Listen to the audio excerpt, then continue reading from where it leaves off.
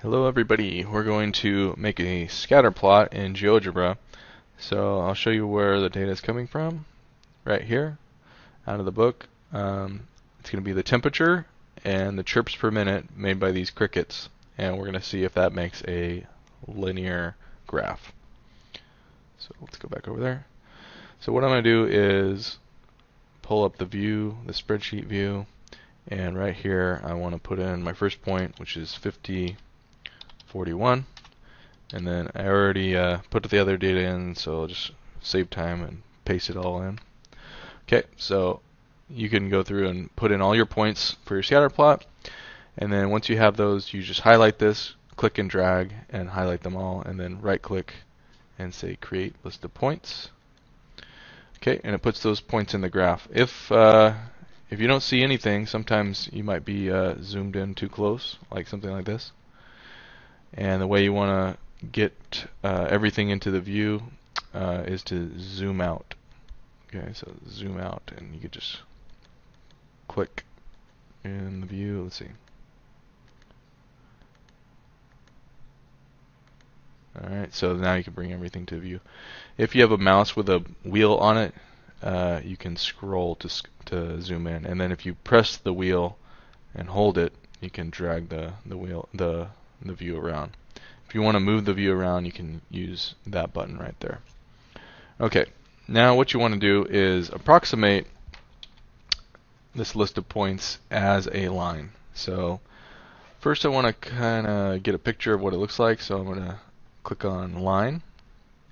And what you have to do to input a line is to put 2 points. So I'm going to pick a point over here and a point over here, and then I go to the move tool, and if I don't like how it lines up, I can always adjust it.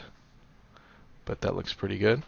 Okay, so it looks like my y-intercept is around 170, negative 170, and the slope of my line, let's see, let's take a couple of points. So this is changing in the x direction from these 2 points. Let's see, it goes from 58 to 61, so it's going up by 3. So that's the change in the x direction.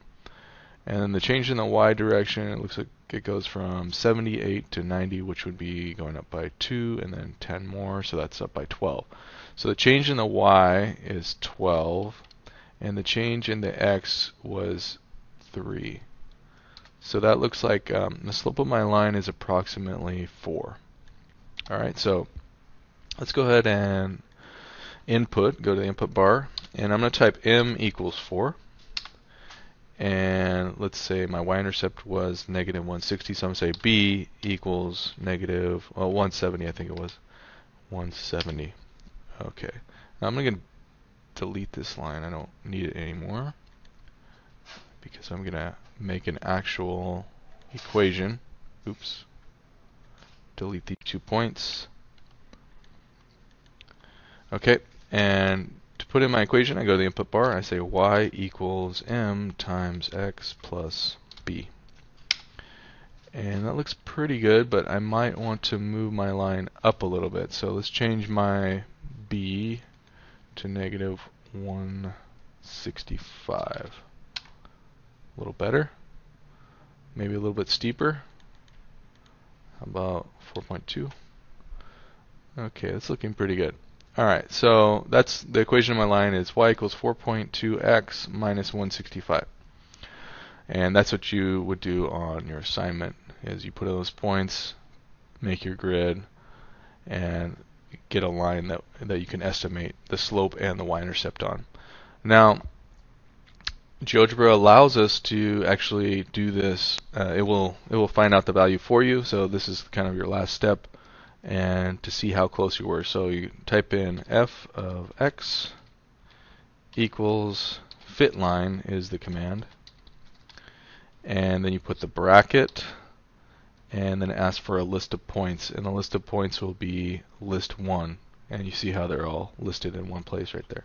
So I type in list1, and I hit enter, and it looks like my line was pretty close to theirs. And let's change the color just so I could tell which one's which. No, red. Alright, so it looks like my equation for f is the red line.